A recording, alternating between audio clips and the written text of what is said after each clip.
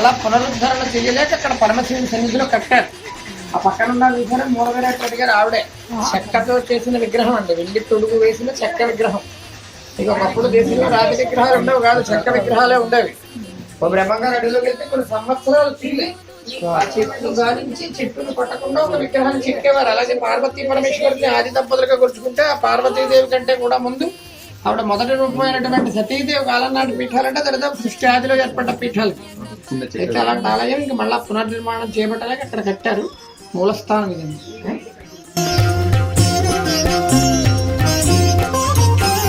సురవరవర్షిణి దుర్ధరధర్షిణి దుర్ముఖమర్షిణి హర్షరతే త్రిభువన